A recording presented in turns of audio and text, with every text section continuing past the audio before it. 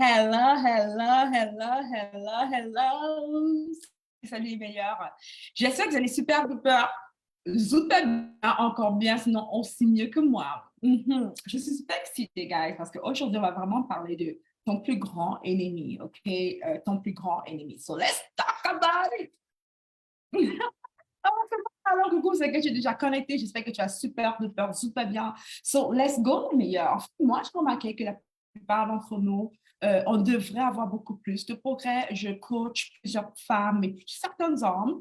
Je ne sais pas si tu le sais déjà, mais je suis experte en littératie financière, coach en transformation. Et je parle très souvent à plusieurs personnes, parce que chaque jour, par rapport à l'avancement, que je les aide à réussir avec les principes divins. Et lorsqu'on parle de succès, réussite, pourquoi ils n'ont pas vraiment réussi certaines choses, et on se rend compte qu'il y a un ennemi qui revient toujours et encore, right? Surtout pour ceux qui ne sont pas encore mes clients.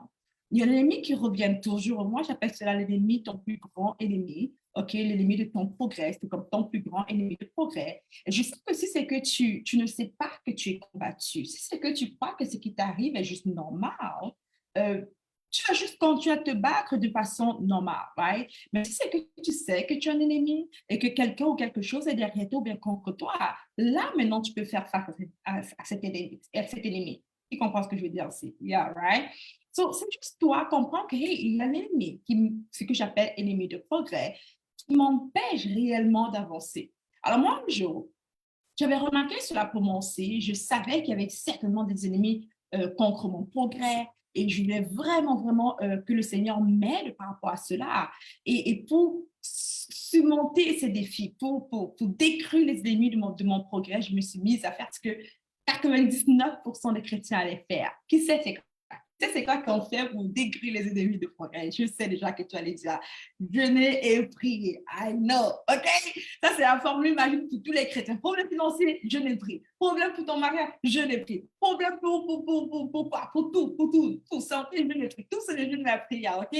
C'est exceptionnel, c'est extraordinaire, mais ce n'est pas toujours la réponse à tout. C'est ce que j'aime souvent dire à mes chrétiens, c'est qu'à mes frères et sœurs en Christ et à ceux que je coach, que oui, c'est bien le jeûne et la prière, mais il y a encore plus que cela. Right? Ce n'est pas que ça. Bref. Alors moi, comme une bonne chrétienne, je vivais ces problèmes où j'avais vraiment de la difficulté à progresser, à avancer, à avoir des résultats positifs dans ma vie. Alors, je me suis mise à jeûner à prier parce que je voulais que Dieu me parle. Ouais, c'est quoi l'ennemi de mon progrès? Qu'est-ce qui empêche mon progrès? Qu'est-ce qui empêche mon succès, Seigneur? Révèle-moi cela.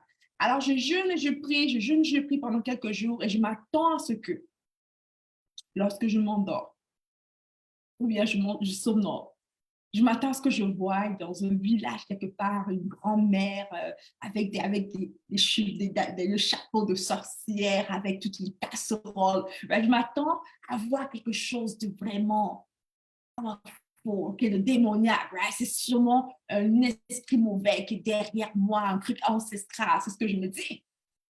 Et maintenant, malheureusement, ce n'est pas ça que je vois. Okay? Malheureusement, heureusement, ok? Là ou l'autre. En tout cas, ce n'est pas ni un sorcier de mon village que j'ai vu, ni quelqu'un qui était en train de me faire du mal, ni même un esprit mauvais que j'ai vu qui m'empêchait de progresser. Et ce que j'ai vu dans mon songe était vraiment assez surprenant pour moi. Regarde ceci. J'ai vu dans ce songe comment j'étais dans une pièce, il y avait quatre murs. Et il y avait comme le noir autour de moi, mais il y avait quatre pièces et quatre murs avec le toit. Et lorsque je regardais cette maison, ou bien cette pièce, et que je me mettais à me plaindre, à murmurer, ou bien à prendre peur, les murs commençaient à trembler, les murs commençaient à trembler et ça commençait à s'écouler. Lorsque je ne disais rien, ça restait stable. Lorsque je me plaignais, ça s'écoulait comme les murs tombaient, les toits, les choses tombaient. I'm like, oh my God, qu'est-ce qui se passe? Et lorsque je ne dis rien, ça s'arrête, tout est stable. Mais lorsque je commence à murmurer, à parler et tout le reste, à me plaindre, à avoir peur, ça commence à s'écouler encore et encore et encore. Et subitement, je me réveille de ce son, je me dis, waouh, Seigneur, c'est quoi cette histoire? OK? Moi, j'ai fait un rêve pour que tu me révèles qui est l'ennemi de mon progrès. Pourquoi j'ai vu cette maison qui tremble lorsque je parle?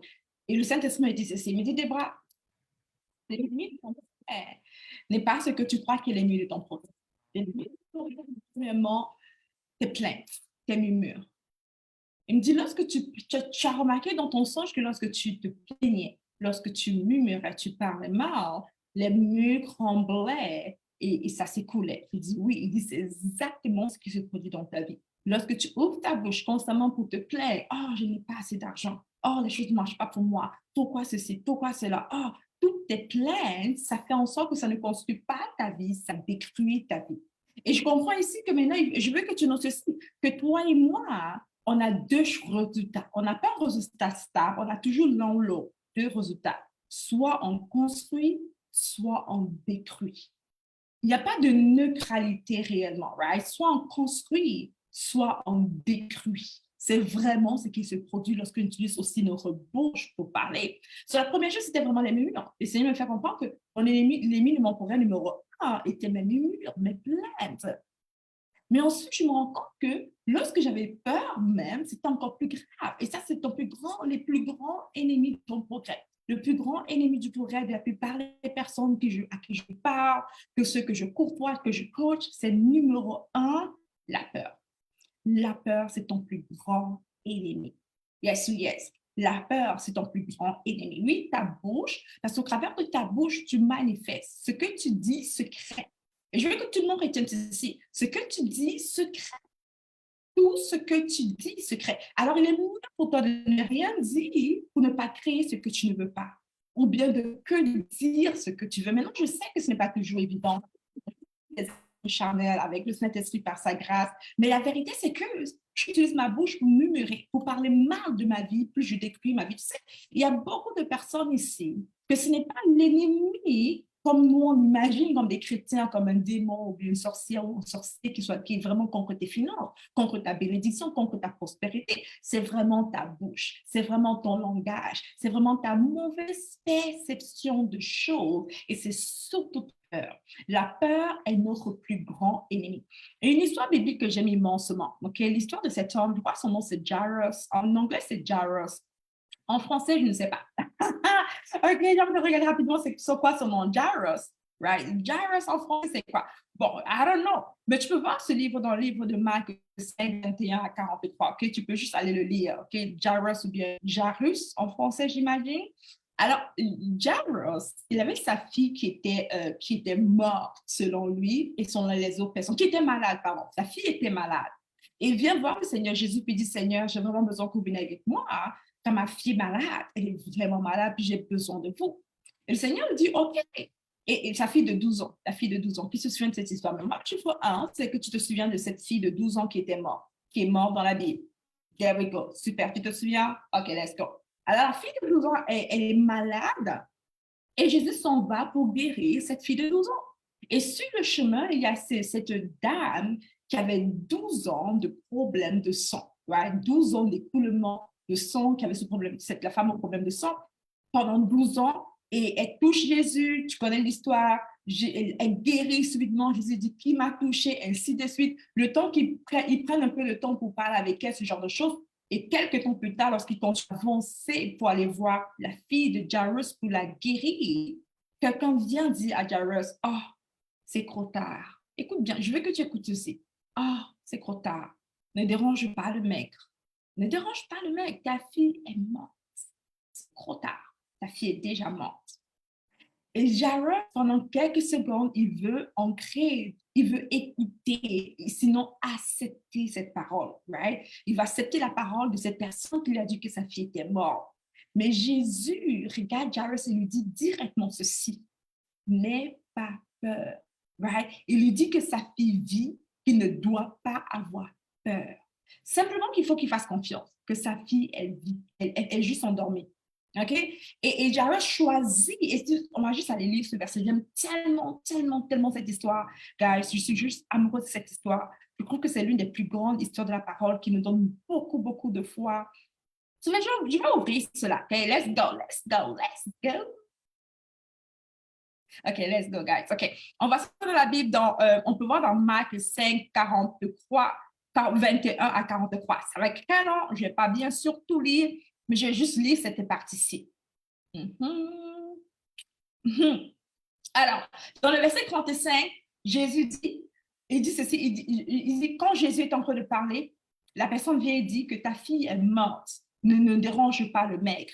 Et Jésus ne prête pas attention. Écoute, si je t'ai partagé des secrets vraiment puissants pour t'aider à atteindre tes objectifs rapidement, t'aider à réussir dans tes entreprises, pour t'aider à vivre cette restauration que Dieu veut pour toi. Ces secrets bibliques, ce sont des principes divins que tout le monde doit connaître et appliquer. Ce n'est juste pas pour connaître pour dire Amen, Alléluia, c'est pour connaître et appliquer. Car ce sont des formules très simples, mais qui sont puissantes, que si tu appliques, tu auras des résultats fantastiques dans ta vie. Maintenant, écoute ceci. Marc 5, OK?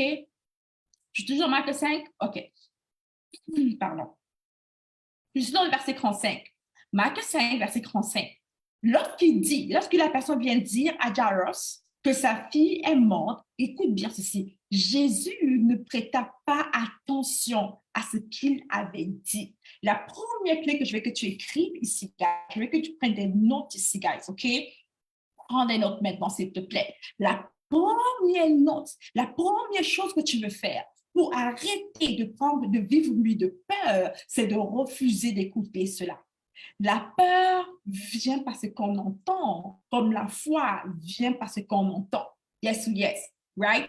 Pour vivre une vie de surnaturel, une vie de transformation radicale, une vie d'abondance, une vie de joie, de bonheur, il faut que tu choisis de vivre par la foi et non la peur. Il y a comme deux choix, la peur ou la foi. D'assez. Chaque matin, tu es confronté à deux choix. Vivre avec peur, vivre avec foi. Poser des actions de peur, poser des actions de foi. Et écoute ceci, j'aime souvent le dire à mes clients et à toute personne que je coach, que toute fois que tu choisis une action par la peur, même si c'est une bonne action, le résultat sera toujours négatif. Toujours. Par exemple, une de tes amies, elle a des enfants, ou si tu as des enfants peut-être, puis elle te dit, est-ce que tu peux m'aider à garder mes enfants? Et tu ne veux pas, tu es fatigué, tu travailles toute la semaine, tu es épuisé, et tu veux juste un moment de repos, toi tu veux coucher tes enfants à 18h30 pour te reposer, puis tu te demandes de garder tes enfants parce qu'il y a quelque chose, tu es comme, ah, mais tu as peur de lui dire non, parce que tu ne veux pas qu'elle pense mal de toi. Tu as peur de la décevoir. Donc, tu lui dis oui par peur. En temps, tu vas regretter. Tu vas regretter d'avoir dit oui.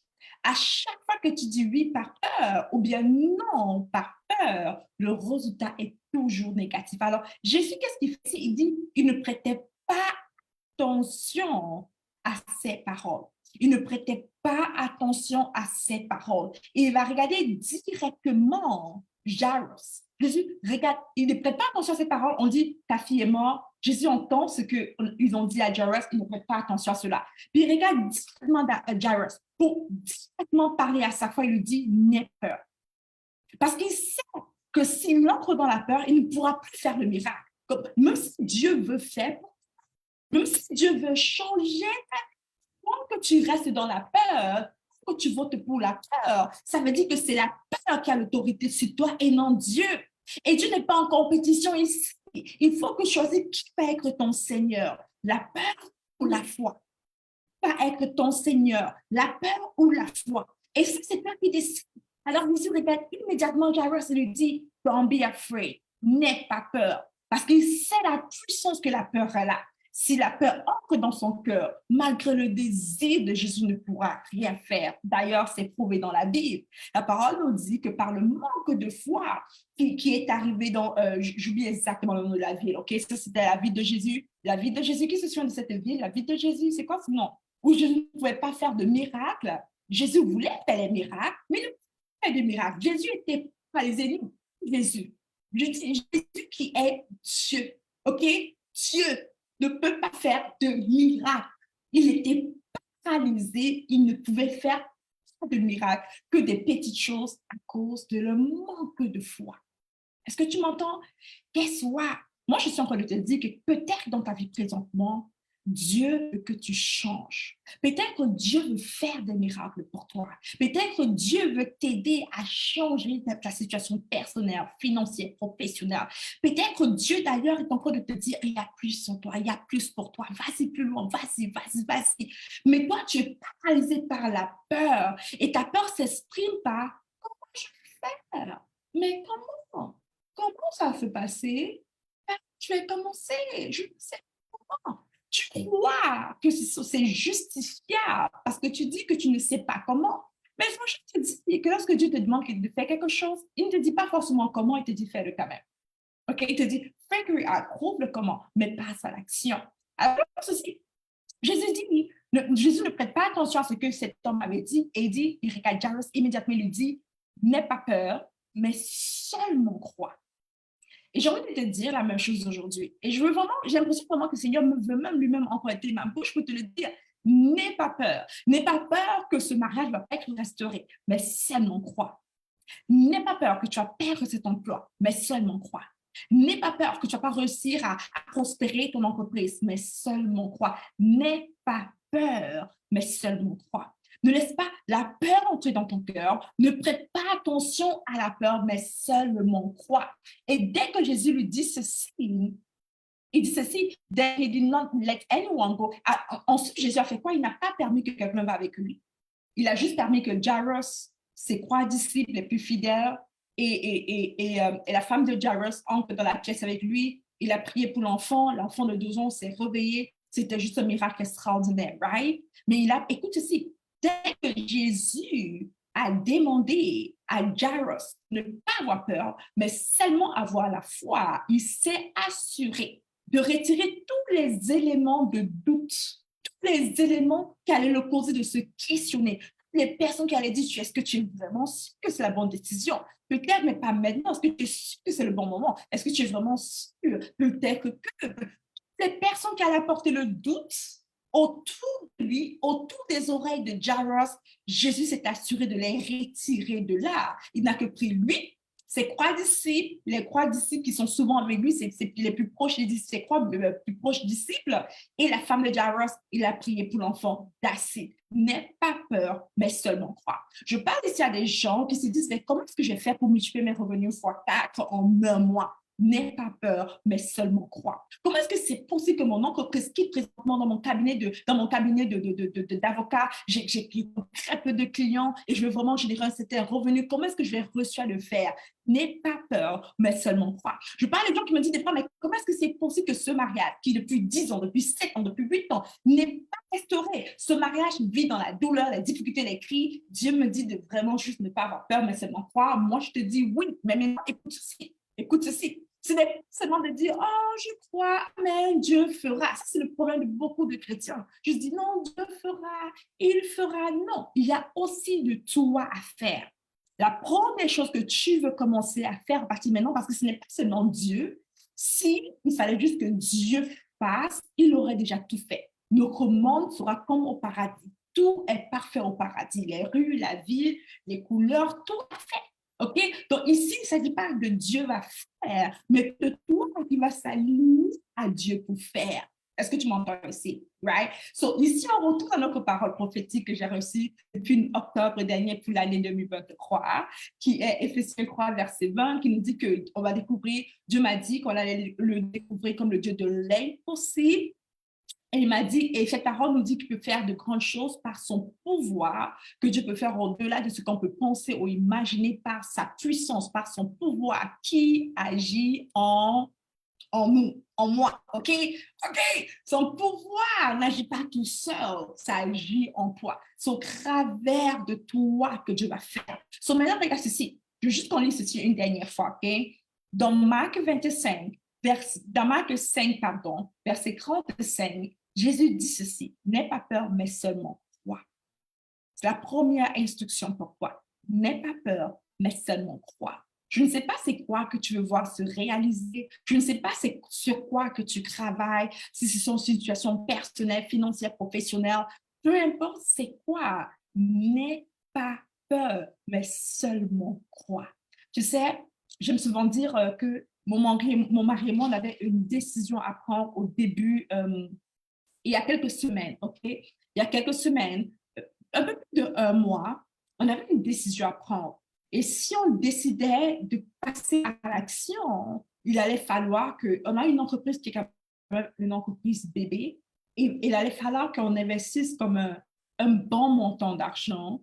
Et si on mettait ce montant d'argent-là et que ça ne fonctionnait pas, le mois suivant, on n'aura pas pu vraiment, l'entreprise n'aura pas pu vraiment survivre. Comme si on posait cette action, il nous restait maximum genre 2 mois pour pouvoir survivre financièrement, sinon l'entreprise allait tomber. OK?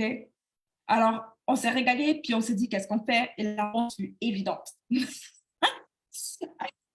La réponse fut évidente. So it was just like, of course, let's go. So la réponse fut évidente pour mon mari et moi quand on aime vraiment le risque. On est des gens qui aiment le risque, on aime l'aventure, on est super, on aime l'aventure. So on était comme, let's go. On va le faire quand même. On va prendre cette décision importante et on va voir ce que ça va donner. Au pire, on l'aura fait. Comme je préfère faire quelque chose et regretter et ne pas regretter l'avoir fait que de ne pas faire quelque chose et regretter. Tu sais, la plupart des personnes dans leur vie ne regrettent pas vraiment les choses qu'ils ont faites. Ils regrettent les choses qu'ils n'ont pas fait. Par exemple, c'est que tu décides de peut-être faire ton master, OK? De faire ta maîtrise ou bien faire une MBA. Disons que tu veux faire une MBA et que tu dois payer pour la formation. Pour la MBA, ça coûte quand même cher. Tu ne vas pas vraiment regretter, même si ça t'a coûté cher et que tu ne l'as pas utilisé, tu ne vas pas vraiment regretter d'avoir fait une MBA dans quelques années. Tu vas regretter de ne pas l'avoir fait dans quelques années. Si tu ne le fais pas, c'est ça que tu vas regretter. Tu ne vas pas regretter vraiment d'avoir investi en toi, d'avoir pris cette certification, d'avoir pris cette formation. Ce que tu vas regretter, c'est de ne pas l'avoir fait, d'avoir choisi la peur au lieu de la foi. Right? C'est la première chose, c'est n'aie pas peur, mais seulement croire. N'aie pas peur, mais seulement croire. Pour l'histoire par rapport à mon mari et moi, quelques semaines plus tard qu'on a pris ce gros risque, on a investi ce montant qui si ça ne fonctionnait pas, l'entreprise n'aura pas pu survivre les 2 prochains mois. So, on a pris ce gros risque. Puis on s'est dit, let's go, let's just try. Et guess what? En quelques semaines, on a eu un retour sur investissement. Je sais que tu vas pas me croire, mais je vais te dire, mais si tu ne me crois pas, aucun menton n'ira au ciel. Je n'ai pas besoin de t'impressionner pour te mentir. Et j'aime souvent vous le dire parce que c'est vraiment, vraiment ça l'objectif, c'est dans le paradis, guys. OK? Mon plus grand objectif. All right. So, l'investissement total nous a retourné 30 000%. Je vais m'assurer que c'est exact, OK? La dernière fois que je l'ai calculé, puis j'ai témoigné cela durant exactement 30 000%. 30 000% quelques semaines. 30 000% qu'on a eu d'intérêt. Le retour sur investissement, je te dis 30 000%. Mon mari, moi, on était tellement éblouis par cela. Au point qu'on voulait juste tomber par terre. On s'est dit, mon Dieu, qu'est-ce qui se produit ici?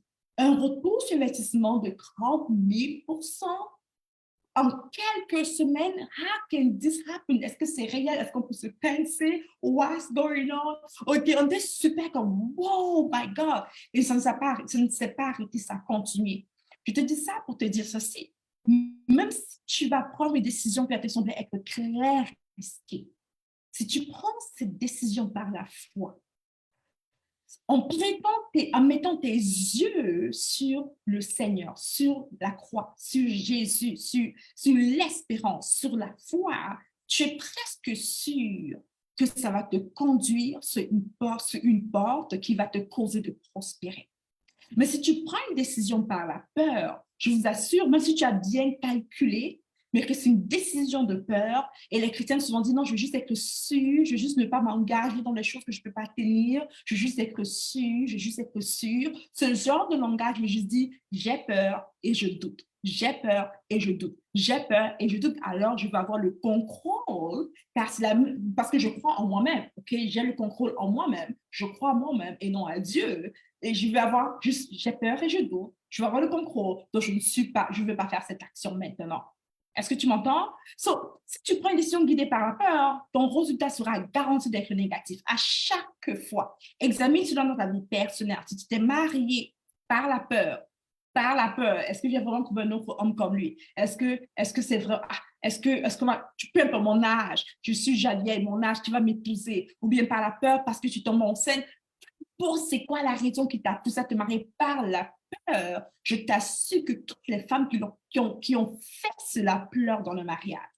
Mais toute personne qui s'est mariée par la foi, plutôt ça ressemble à quoi? très souvent ne vivent pas ces difficultés-là. Ça ne veut pas dire qu'elles n'ont pas les difficultés, qu'à chaque mariage a ses propres genres de challenge, right? Mais la plupart ont des résultats positifs. Et même si ça n'a pas fonctionné comme elles voulaient, elles n'ont pas regretté cela. Je ne sais pas si tu vois de quoi je parle ici, right?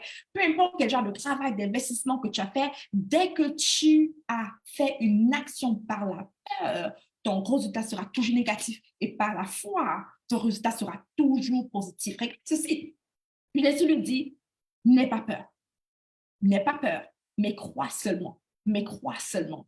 Only believe, only believe. Et immédiatement qu'il fait ceci, il enlève toute personne qui sont autour de lui qui vont le faire douter. Maintenant, c'est ce que tu veux faire. Quand tu prends une décision, disons, d'investir en toi, OK? Je me souviens, une fois, ma soeur jumelle vient me dire, Debra, il y a un programme de coaching, fait comme un mentoring. Comme ma soeur jumelle, c'est une personne extraordinaire. C'est sûrement la personne la plus extraordinaire que je connais. Elle et mon mari, ce sont les deux personnes les plus extraordinaires au monde que je connais. Sérieusement, ils sont des gens très fantastiques dans la vraie vie. Alors, elle me dit, Debra, je prends ce programme de coaching. Il coûte combien? Elle me donne le prix. Puis I'm like, OK, est-ce que tu sais que c'est le prix d'une maison? Est-ce que tu sais qu'avec cet investissement, pour juste être coaché, mentoré, tu peux acheter une maison? On parle des milliers de dollars, le salaire annuel des professionnels au CAC. Elle me dit, oui, je sais, mais regarde ceci. Je sais aussi que si j'investis en moi, j'aurai tel et tel résultat. Et moi, j'étais comme, let's go, OK, let's go. Si c'est que tu sens que c'est pour toi, let's go, fais-le. Right? Mais c'est assuré de retirer personne. Elle n'a même pas dit aux gens qu'elle allait lui causer de douter. Elle m'a dit parce qu'elle sait que we're like, let's go, OK? Elle a retiré toute personne qui allait la causer de douter, de craindre, de prendre cette action. Elle a pris sa décision. Elle n'a pas parlé aux gens autour d'elle. Elle a juste parlé à moi de cela. Elle ne m'a pas demandé ma permission. Tu ne dois pas demander la permission des gens. Elle m'a juste demandé mon support, ce qui est nécessaire et non la permission des autres. Alors, ça, quand je suis avec toi, let's go. Alors, on investit ce montant. L'année même qu'elle a fait ça, son entreprise a tellement explosé. C'est l'entreprise, c'est le moment de l'année où c'est cette année-là qu'elle atteint un niveau qu'elle n'avait jamais atteint financier. Son entreprise a explosé, elle a commencé à faire des millions de chiffres d'affaires ridicules. Elle a commencé à gagner des grands titres, des grandes choses à gauche et à droite. Sa vie a complètement changé. Pourquoi? Elle a pris le risque d'investir en elle juste pour un mentoring, un programme de formation, avoir des mentors, le prix d'une maison. Il y a plusieurs d'entre vous ici, si on vous dit investir juste $100 en toi, tu vas te mettre à paniquer. Achète un livre qui coûte $20, tu vas te mettre à paniquer. Prends un programme de coaching qui te coûte $3000, tu vas te mettre à paniquer. Oh, mais je peux acheter, quelqu'un m'a dit, mais je peux acheter un terrain avec cet argent. Go ahead, do it. Go ahead and do it. Go ahead and do it. Je te dis ceci, ne prends pas les décisions par la peur. Refuse à partir de maintenant. Donne-toi, même quand tu vas à l'épicerie, commence par ça. Quand tu vas à l'épicerie, tu as le choix d'avoir les fruits que tu veux vraiment et le fruit qui est en promotion, qui est un peu gâté, que tu ne veux pas. Qu'est-ce que tu choisis d'acheter? Est-ce que tu achètes le fruit que tu aimes, qui est beau, qui est frais, que tu veux, ou bien le fruit qui est moins cher? Tu prends le fruit qui est moins cher, c'est très souvent conduit par la peur du manque, de oh, si j'achète, je vais manquer. La peur du manque te cause d'être encore dans le manque. Alors, à partir de maintenant, je t'invite juste à faire un test. Va à l'épicerie, achète ce que tu veux, vraiment. Achète ce qui te plaît. Achète ce que tu veux. Sois conduit par la foi de il y aura toujours et encore. Dieu va pourvoir. Ça ne veut pas dire que tu dois prendre des actions ridicules. Moi, j'enseigne à être responsable financièrement. J'enseigne la gestion financière. Je ne te dis pas d'être ridicule et de dépenser ton argent sans penser. Right? Je te dis simplement de ne pas te laisser conduire par la peur, même pour tes décisions financières. Donc, si c'est que tu vas à l'épicerie, prends ce que tu veux et non ce qui est moins cher. Je me souviens une période, comment mon mari lui faisait cela. Quand je venais de rencontrer mon mari, il a une mentalité d'abondance extraordinaire. Mon mari, il a toujours été cette personne qui me poussait à voir plus grand. C'est la chose qui m'a permis de tomber en amour avec lui. Il m'a toujours poussé à voir plus grand, à rêver plus grand. Il m'a toujours étiré dans ma foi. Et je le voyais poser des actions, constamment des actions de foi. Il n'allait jamais acheter ce qu'il ne veut pas à cause du prix. Il allait toujours acheter ce qu'il veut sans regarder le prix. Right? Et moi, j'étais cette personne qui allait toujours et toujours acheter ce que j'allais acheter le prix et non ce que je voulais. Et à chaque fois, j'étais déçue.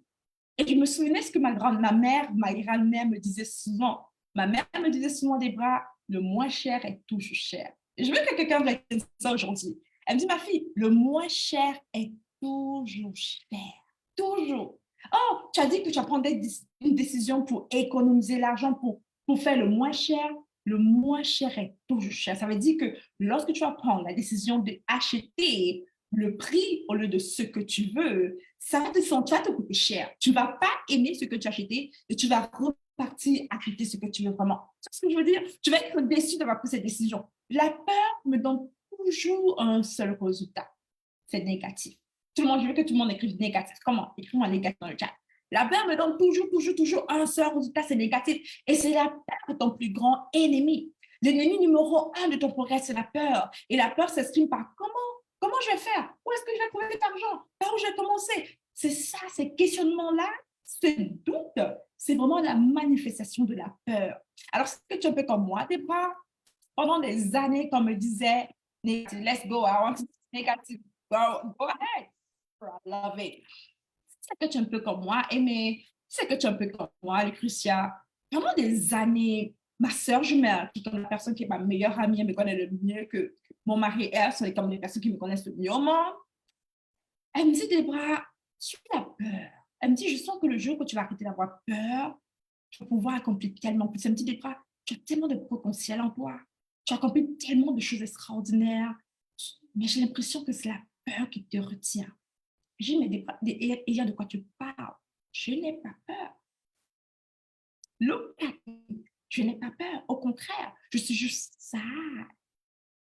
Je suis juste avisée. Je n'aime pas juste m'engager dans des choses que je ne suis pas sûre que je peux terminer. Je veux m'assurer de pouvoir bien planifier les choses, organiser les choses. Elle me dit, c'est justement la manifestation de la peur qui te montre que tu as peur. En fait, moi, j'étais ce genre de personne qui voulait vraiment avoir le contrôle sur mon environnement. Okay. Et ça, c'est vraiment négatif. D'ailleurs, la parole me fait comprendre que c'est de la sorcellerie, c'est le witchcraft. Je sais, on n'est pas en train de faire une étude biblique, sinon j'allais prendre le temps de pouvoir décortiquer la parole avec toi. La parole de Dieu nous fait comprendre que les gens qui veulent avoir le contrôle, qui aiment avoir le contrôle, ce sont ce que Dieu appelle des sorciers. C'est la sorcellerie, le witchcraft. Beaucoup de nos parents, de nos mamans pratiquent la sorcellerie sans être des sorcières parce qu'elles veulent avoir le contrôle.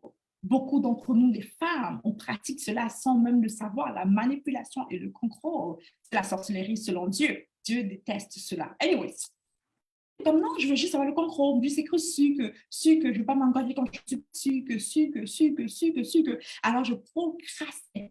Oh non, non, je ne peux pas maintenant parce que cette chose n'est pas en place. Je passais mon temps à le faire constamment. Mais ma soeur, qui avait pris le temps de m'observer, m'a dit, tu as peur. C'est la peur qui te fait faire ça. C'est la peur. Et mon mari m'a dit, yeah, c'est la peur. Il me dit, je ne sais pas qu'est-ce qui te retient, mais je vois clairement que tu as plein de potentiel, tu as plein de choses à voir, mais on dirait que tu fais juste le juste minimum. On dirait que tu as peur de briller. On dirait que tu as peur de prendre des risques. Mon mari me dit, chérie, je veux que tu go for it. Envole-toi. Et moi, je ne comprenais juste pas. Je t'assure, je ne comprenais pas. Je n'acceptais pas que c'était vrai. J'entendais, mais je ne comprenais pas. Comme toi, présentement, tu m'entends, mais tu ne comprends pas. Tu me dis, non, je n'ai pas peur. C'est juste que j'étais exactement comme toi. I know your type. Un jour, je suis en train de prier avec un groupe de prière.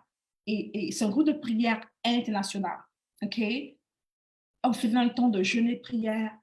Et une personne qui ne me connaisse pas, qui ne me connaît pas, qui vit à l'autre bout du monde, elle dit mon nom, qui parle de moi, elle dit, le Seigneur me dit de te dire ceci, que tu dois arrêter d'avoir peur, tu dois sortir de la peur, et c'est là quand elle parle cette délivrance de l'esprit de peur sur moi, puis elle me dit, Débra, Dieu te demande de ne plus avoir peur, mais d'apprendre à le faire confiance. Je suis juste comme en larmes, choquée, surprise. Écoute, ce jour-là, j'avais invité toute ma famille à venir dans la prière avec moi. Comme tous mes frères et sœurs étaient en ligne. Ils ont tous écouté. Comme elle dit, elle dit Débra, elle dit tous les détails. Puis je reprends, puis elle me dit, OK, oui, c'est moi. Elle me dit exactement mon ministère. Elle dit tout elle me dit tout en me disant ceci, la chose qui te retient, c'est la peur. Et je te demande de ne plus avoir peur, mais de le faire confiance. Et le faire confiance maintenant. Quand je finis ce moment de prière, je parle à tous mes frères, mon frère et toutes mes sœurs. Et c'est comme, yeah, nous, on savait ça depuis longtemps. Et c'est le jour que j'ai vraiment accepté que peut-être c'était vrai. Que peut-être c'était vrai que mon contrôle, ma sécurité, mon analyse, être sûr, parce que j'étais très analytique, j'aimais toujours calculer, être sûr que je prends la bonne décision, être sûr que j'avais assez de ne pas m'engager sans être sûr que j'allais pouvoir terminer. Écoute, j'étais ce genre de personne. So, je te comprends, c'est que tu es comme ça, build it, c'est pour ça que je peux te parler aujourd'hui. Et après que cet épisode est arrivé, je parle à mes frères et sœurs qui me disent des prières. On sait cela depuis longtemps. Et à cet instant, j'accepte que j'ai un problème. J'accepte que je vis dans la peur. Et je dis au Seigneur, j'ai accompli beaucoup de choses, OK? Mais c'était des choses que j'ai faites avec un peu de foi. Et si j'arrêtais d'avoir peur, Seigneur, que je te faisais plus confiance, je suis certaine que tu peux faire encore plus par ton pouvoir qui agit en moi. Je décide de prendre premièrement la première décision qui était la plus importante pour moi, de passer à l'action, mais de passer à l'action en gros, de faire un gros pas de foi. Et je fais mon pas de foi. Les choses fonctionnent. Je fais un autre gros pas de foi. Les choses fonctionnent. Et j'ai appris comme cela à juste agir avec foi et enlever toute personne qui me cause de douter, je ne les parle plus. Dès que je te parle d'un truc et tu me fais douter, je te mets de côté jusqu'à ce que j'accomplisse la chose. Un peu comme Jésus a dit, Jésus s'est assuré de personne qui allait apporter le doute, qui allait s'aimer des semences de peur dans le cœur de Jairus. Je sais assuré de les retirer du chemin et de garder Jairus concentré sur lui, les croix disciples qui pouvaient le soutenir dans cette situation et sa femme pour être sûr de pouvoir ressusciter la fille de Jairus. Pourquoi? Parce que même Dieu, lui-même est limité par ta foi. Dieu est limité par la peur que tu donnes. Dieu est limité par ta peur. Il est limité par ton manque de foi. Il est limité par tous tes doutes, par tes murmures. Tu limites Dieu. Ça fait du sens ici, guys? Yes ou yes? Ça fait du sens ici? Yes ou yes? Alors maintenant, ce n'est pas seulement de dire, c'est de faire un pas de foi. C'est de faire un pas de foi. Ce n'est pas seulement de dire, Seigneur, je te crois, Seigneur, oui, donne-moi la foi. Non, c'est bien beau de dire cela, mais comment je sais que Dieu m'a donné la foi si je ne passe pas à l'action? Comment? C'est bien beau de dire, Seigneur, je sais que tu es le Dieu de l'impossible, tu me fais voir l'impossible, c'est vrai. Mais comment est-ce que je fais pour savoir qu'il m'a fait voir l'impossible? Il faut que j'entre d'une posture impossible. J'aime souvent dire à plusieurs personnes que je coach que je ne vais pas apprendre à nager hors de l'eau. Tu apprends à nager dans l'eau. Right? Tu vas pas, même si toutes les fois que tu sais d'apprendre à nager hors de l'eau, tu pratiques la natation hors de l'eau, tu n'es pas dans l'eau. D'ailleurs, dès que tu rentres dans l'eau, tu te rends compte que tout ce que tu pratiquais était nul. Le seul moyen pour toi d'apprendre à nager, c'est dans l'eau. Le seul moyen pour toi d'apprendre à investir, c'est d'investir. Le seul moyen pour toi de pouvoir changer les choses, c'est de passer à l'action pour changer les choses. On n'apprend pas à nager hors de l'eau, on apprend dans l'eau. Mais beaucoup de chrétiens, peut-être toi-même, présentement, tu veux juste d'abord être sûr que tu peux nager avant d'entrer dans l'eau. It doesn't work this way. Ça ne marche pas comme ça. Yes, yes, guys. Tu es sûr que non, non, non, moi je vais être sûr dans mes idées. Non, non, moi je vais être sûr parce que quand dans ma parole, je veux juste être sûr qu'avant de donner ma parole, avant de m'engager, je sois bien préparé. You cannot. You cannot. You cannot. Tu ne peux pas. Il faut choisir de faire un pas de foi. Je vois l'eau et j'entre dans l'eau. C'est ça mon premier pas de foi. Mon deuxième pas de foi, c'est de rester dans l'eau. Pourquoi? Parce que dès que j'entre dans l'eau, l'eau est d'abord froide. Qui sait de quoi je parle? Dès que j'entre dans l'eau de la piscine, dès que j'entre dans l'eau de la plage, l'eau est d'abord d'une température qui n'est pas adaptée à la mienne. Beaucoup d'entre vous, vous en évitez quand vous fuyez de l'eau. Et vous dites, non, mais j'ai au moins testé, j'ai essayé, ça n'a pas marché. Non, tu as fui. Est-ce que tu vois de quoi je parle? Qui me comprend ici, guys? Are you guys? Est-ce que tu peux comprendre? Laisse-moi savoir ici. Ouais. Bon, c'est que tu fais pas le tu t'apprêtes. T'es comme, c'est trop. OK. Mais rien ne va se produire. Que tu fasses ce petit pas et tu fuis après, tu ne pourras pas avancer. Regarde le secret numéro un, tu entres dans l'eau. Immédiatement, dès que tu entres dans l'eau, tu n'es pas confortable. Parce que tu viens de sortir de ta zone de confort, c'est normal. Dès que tu entres dans l'eau, le froid de l'eau, c'est bizarre, c'est un genre, c'est comme si tu n'es pas confortable, tu as envie de fuir, tu as envie de rester. Qu'est-ce que tu fais? Qu'est-ce que tu fais? La deuxième chose, ton deuxième pas de foi, c'est de rester dans l'eau. Ton deuxième pas de foi, c'est de rester dans l'eau.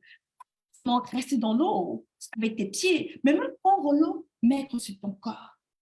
Ça fait froid un peu. Mais plus je le fais bizarrement, étrangement, cette loi s'applique au point que mon corps s'adapte à la nouvelle température de l'eau.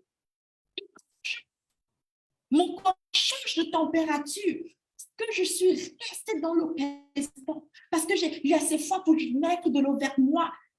Mon corps s'adapte. Et l'eau qui semblait être froide devient tiède, devient bien. Étrange, n'est-ce pas? Et maintenant, je peux apprendre à nager, réussir à nager. So, ne fais pas juste le test de dire, fais un pas de foi, tu entres dans l'eau, puis tu fuis de l'eau. Non, s'il te plaît, si tu as osé faire ton pas de foi, reste dans l'eau quelques instants. Prends le temps de t'immerger dans l'eau. Right? Ça va pas être confortable. Ça va te demander de t'étirer, right? Même financièrement, que ce soit ta foi, que ce soit dans tes manières de faire. Ça te demande toujours de t'étirer un peu. Reste. Si tu restes dans l'eau, le résultat va être extraordinaire. Tu sais, une fois, ma famille, on est allé passer les fêtes de la nouvelle année à Miami, toute ma famille, et moi avec ma mère. So, moi, je suis à New York et mes soeurs sont au Canada et ma mère, right? So, on est tous allés à New York pour passer un Noël. On passe Noël à Miami, dans la plage. Et moi, toute la journée, j'étais restée sur la plage. Sincèrement, je ne voulais pas entrer dans l'eau parce que j'avais peur de l'eau froide. Je ne voulais pas toucher l'eau froide, OK? Et ma mère, c'est une femme de foi. Elle est entrée dans l'eau, elle s'est amusée dans l'eau avec ses petits-enfants. Elle s'est amusée. Puis, à un moment donné, ma mère dit, ma fille, viens dans l'eau. Je dis, non, c'est froid, je ne vais pas me dire, ma fille, viens. Elle dit, viens, ma fille, viens dans l'eau, tu vas voir. Et je dis, non. Et quelque temps, regarde, ils sont en train de rire, ils sont heureux dans l'eau, ils sont épanouis. Mes filles sont contentes, mon fils aussi, mon mari, ils s'amusent. Et j'ai comme ce pincement de petite jalousie. Moi, je suis là sur le soleil, mais je m'ennuie, OK? Je suis restée dans ma zone de confort, mais je ne m'amuse pas. Je suis juste là, right? Si je me dis, OK, départ, sans dans le confort, let's go. Alors, je dis que je viens, maman, je vais, toujours, c'est froid, puis elle me dit, oui, reste dans l'eau. Je reste dans l'eau. Elle me verse l'eau, on s'amuse. Quelques temps plus tard, la température vient et je m'adapte à la température. Je joue dans l'eau avec mes filles, avec ma mère, avec mon fils, celui-là qui a 18 ans, avec mon mari, avec mes sœurs aussi. Mais on commence tous à jouer dans l'eau, on nage. Tu vois, si tu es à la plage, tu sais de quoi je parle. Lorsque l'eau de la plage te remplit le corps, tu nages, on va dire, puis à la fin, on est resté là, puis la plage devait fermer. Et je suis allée à la fin. J'ai fait à peu près 30 minutes dans l'eau. Et en sortant de l'eau, et il y avait ce sifflement. Tout le monde doit sortir, la plage va fermer. Je suis restée juste 30 minutes. J'ai dit, waouh, qu'est-ce que j'ai manqué? Je suis à la plage depuis quoi? Depuis midi. Et toutes ces heures que j'avais peur d'entrer dans l'eau, je ne savais pas que je manquais de m'amuser. Je ne savais pas que je manquais l'essence de la plage, de la vie, du bonheur. Je ne savais pas que je manquais tout cela, cet échange, cette connexion que j'ai eu avec ma mère, avec mes enfants, avec ma soeur. Ce jeu que j'ai fait avec mon mari dans la plage en jetant les ballons avec l'eau de la mer, trouver les coquilles. Je dis, mais si je savais je serai ancrée dans l'eau dès que je serai ancrée dans la plage. J'ai juste pu m'amuser 30 minutes. Tu sais, tu m'écoutes présentement, puis tu as eu plusieurs opportunités pour transformer ta vie. Et tu as souvent choisi la peur pendant des années. L'opportunité vient, ça part. Tu as la peur. Tu dis non, tu veux calculer, tu veux t'analyser. Ne fais pas l'erreur que beaucoup de personnes font, que c'est lorsqu'ils sont au bout du souffle, ou bien c'est presque trop tard pour eux, qu'ils choisissent maintenant d'investir en eux, de consommer leur vie, de révolutionner leur mariage, de changer leur vie financière. Ne fais pas l'erreur que la plupart des gens font. Quand c'est trop tard, presque à la fin, c'est là qu'ils prennent la décision de sauter. Et là, il n'y a plus beaucoup de temps. Une fois, j'ai eu cette cliente Francine qui, je t'assure, je vois Francine en ligne aujourd'hui, je suis émerveillée de voir cette femme. Francine, c'est une infirmière, elle a 2 enfants, une femme divorcée, femme de pasteur aussi, dont elle est quelqu'un de très spirituel. Elle est venue dans mon programme Transforme. Elle était tellement transformée. Lorsqu'elle a témoigné, elle m'a dit, Débra, ça fait j'ai 56 ans. Elle dit, mon regret, c'est de ne pas avoir fait ce programme il y a 30 ans. Elle dit, Débra, mon regret, c'est d'avoir attendu trop longtemps. Il n'est pas tard, mais j'ai 56 ans. J'aurais pu prendre la décision de consommer ma vie depuis des années. Pourquoi j'ai attendu si longtemps? Pourquoi j'ai su rester? Parce que j'avais un salaire d'infirmière. J'étais OK. Je croyais que j'étais OK. Aujourd'hui, Francine impacte la vie de centaines de femmes. Elle a une vision immense. Elle aide les autres personnes à gérer aussi leurs finances. Francine, c'est une grande dame. Elle fait tout le temps des événements. Récemment, quand j'ai vu Francine, on l'a invitée, et je l'ai vue, elle a pris son billet d'avion en première classe. Francine, qui avait elle a pris son billet d'avion en première classe. Je ne sais pas, mais on l'a invitée au Gabon pour intervenir. Sa vie a été complètement transmise. Elle a ancré dans son appel, commencer ce que le Dieu l'appelait à faire, aider les gens à transformer les finances, ce genre de connaissances. Elle intervient à gauche et à droite. Elle s'associe en groupe de millionnaires. Elle impacte des vies aujourd'hui. Elle est quittée d'une infirmière qui travaille juste pour payer les factures à une femme épanouie, une femme qui vit. Alors, premièrement, on n'attend pas que ce soit trop tard pour toi pour entrer dans l'eau, pour investir en toi, pour changer les choses, pour croire Dieu. Deux, écoute ça, la deuxième chose, ne crois pas que c'est trop tard pour toi. Ne crois pas que c'est trop tard. Tu sais, même si je n'ai pas pu m'amuser dans la plage, utiliser l'eau de la plage pendant qu'on fait la mer, hein, même si je n'ai pas pu m'amuser dans cette plage toute la journée, même si j'ai regretté ne pas avoir été dans l'eau très tôt, écoute, j'étais quand même heureuse d'avoir été dans l'eau pendant même si c'était que 30 minutes. Right? Alors, même si c'était que 30 minutes, c'était assez bien aussi. Alors oui, peut-être pour toi, tu as l'impression que c'est trop tard. C'est faux, ce n'est pas trop tard. Hello? Ce n'est pas trop tard. Alors, n'attends pas que ce soit la dernière minute, mais ce n'est pas non plus trop tard. Le bon moment pour toi de changer ta vie, c'est maintenant. Le jour que tu dois changer ta vie, c'est maintenant. Le moment que tu dois changer ta vie, c'est maintenant. Si les autres peuvent le faire, pourquoi pas toi? Si les autres méritent d'être épanouis, heureux, vivre dans l'abondance, la paix, pourquoi pas toi? Qui d'autre à part toi aussi? Alors, ce n'est ni trop tôt, ni trop tard. Gracias. Je veux juste que tu te donnes cette permission de dire ce n'est pas trop tard pour moi. Je peux toujours laisser un héritage à mes enfants et aux enfants de mes enfants. Je peux toujours consommer ma vie. Je peux toujours créer la liberté financière. Je peux toujours vivre dans l'abondance. Je peux toujours restaurer ce mariage. J'ai vu des couples dans mes programmes de formation qui ont 22 ans de mariage. C'est une de mes clientes, Christina, qui me disait que des bras, il y a 22 ans de mariage. Pendant 22 ans, c'était la galère. Les problèmes de ma belle famille, les problèmes de mon mari. Mon mari n'est pas chrétien. Elle dit depuis 22 ans de mariage, mon mari n'est pas chrétien. J'ai pris pour lui, rien ne change. Ma belle famille ne m'aime pas. Elle était juste pas juste, mais elle était une femme de ménage. Fait qu'elle fait un métier très bien. Elle ne savait pas c'est quoi son appel. Elle travaillait seulement pour les factures, pour payer les factures pour les dépenses. Bon, elle est mariée, mais ça ne donne rien de bon. Elle travaille, mais ce n'est même pas de son cœur, c'est juste pour payer les factures. Elle vivait juste comme ça. Je me dis, des fois, je te voyais en ligne, spécialement sur Facebook. Et je te voyais tout le temps, tu es en train de rire, tu es en train de parler des principes divins, tu me semblais être épanouie. Elle me dit, Débra, et quand je te voyais, ça me faisait mal. Elle m'a dit, c'est le Saint-Esprit qui me dit de te le dire cela. Elle dit, j'avais mal quand je te voyais. J'ai dit, mais c'est cette personne que tout semblait rien pour elle. Est-ce que c'est cette personne? Est-ce que c'est vrai? Donc, elle me dit, quand je te voyais, j'avais vraiment mal dans mon cœur, je n'étais pas contente. Elle dit, ça me fâchait. Elle dit, je ne comprenais pas pourquoi. Puis un jour, je me suis dit que j'allais prendre mon programme de formation juste pour t'exposer. Elle est venue s'inscrire dans mon programme de coaching juste pour m'exposer. Elle a dit, elle va découvrir que je mens et exposer ça au monde. Elle vient dans le programme, elle rencontre réellement, pas seulement le Seigneur de l'Église, mais le Jésus de la Bible. Le Jésus qui transforme, qui restaure, le Dieu de l'impossible. Quelques semaines plus tard, son mari donne sa vie à Dieu. Elle découvre c'est quoi son appel. Le Seigneur lui révèle qu'elle a pu être, qu'il l'a créée pour qu'elle soit une styliste pour les chrétiens. Elle a créé des vêtements modestes. C'est ça que Dieu l'a envoyé sur la terre pour faire. Pendant des années, elle faisait le ménage. Pourtant, Dieu l'appelait à créer, à concevoir des vêtements modestes pour les chrétiens, pour ses enfants, pour apprendre à ses enfants comment s'habiller avec modestie. Elle lance son entreprise qui fait juste un boom dans sa province. Son mari donne sa vie à Dieu.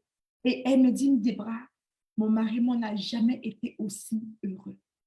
Sa belle famille, eux, ils voient comment elle a trop changé. Ils voient la lumière. Ils lui demandent pardon.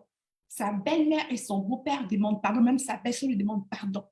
Et sa belle-sœur lui dit, mais elle dit à Elle Christina, je vois que tu commences à briller, tu as tellement changé. Qu'est-ce qui s'est passé? Elle introduit sa belle-sœur à Jésus. Sa belle-sœur donne sa vie à Dieu. Les parents de son mari aussi donnent leur vie à Dieu. Christina, la dernière fois que je lui ai parlé, elle était associée avec un homme de Dieu, avec son église locale. Elle l'évangélisait. Sa vie avait tellement changé. Elle me dit, depuis 22 ans de mariage, je n'ai jamais été heureuse. Depuis 22 ans. Elle dit, oh, aujourd'hui, c'est comme si c'était une lune de miel. Elle dit, je ne comprends pas. Elle pleurait en me disant cela. Elle me dit, c'est une lune de miel. Mon mari et moi, on s'entend bien, on parle, on aime être ensemble. Il me va à côté de lui. Quand il se sent mal, je prie pour lui. Il guérit, il croit en Dieu, on prie ensemble.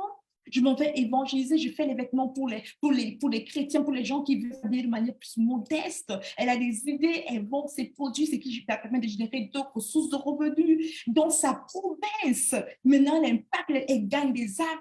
Elle dit comment Dieu l'utilise. Je ne savais même pas que c'était possible. Et on parle d'une femme qui est dans la cinquantaine ici. Elle dit, je ne savais même pas que c'était possible. Je suis venue dans le programme pour t'exposer parce que je croyais que tu mentais ou bien que tu vois, je ne savais pas que c'était réel. Elle me dit, le Saint-Esprit m'a dit de te dire la vérité. Pourquoi je t'ai vraiment venue dans le programme?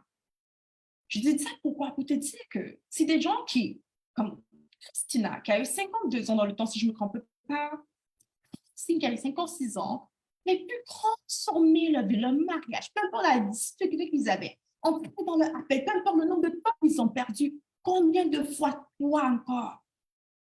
Alors, n'attends pas que ce soit la dernière minute pour choisir de passer à l'action, de transformer ta vie, de changer, de perdre ce poids, de restaurer ton mariage, de reprendre le contrôle sur tes finances. Il n'est jamais trop tard et il n'est jamais trop tôt. Le bon moment, c'est quand? Le bon moment, c'est maintenant.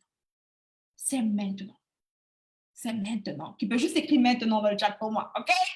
Le bon moment, c'est quand? Qui peut juste écrire maintenant? Qui peut juste écrire maintenant?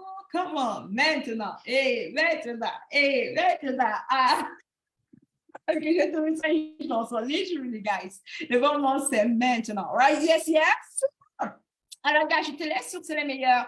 Je vais te laisser un lien ici que tu cliques, c'est que tu veux pouvoir, c'est que tu veux parler avec un membre de mon équipe, c'est que tu es intéressé, tu écoutes ces témoignages et tu te dis, ah, mais c'est quoi ce programme? Comment est-ce qu'elle fonce? Que tu es intéressé, tu peux cliquer sur le lien, guys, OK?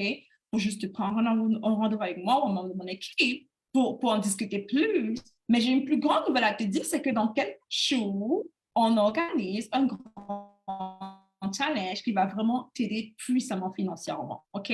Alors, ce challenge s'en vient dans quelques jours. Je suis super excitée. Dans quelques jours, le grand challenge pour transformer ta vie financière, surtout s'en vient. je suis en train de corriger une nouvelle version de ce challenge qui peut te causer d'avoir beaucoup plus de résultats. Je veux que tu ne manques pas ce challenge extraordinaire. OK, inscris-toi. C'est que ce n'est pas encore fait. Je vais m'assurer de mettre le lien dans la barre de description, for sure, pour toi. Et c'est OK, je vais juste, OK, non, je vais juste drop ma mic. OK, c'est tout. OK. Je grab ma mic, OK?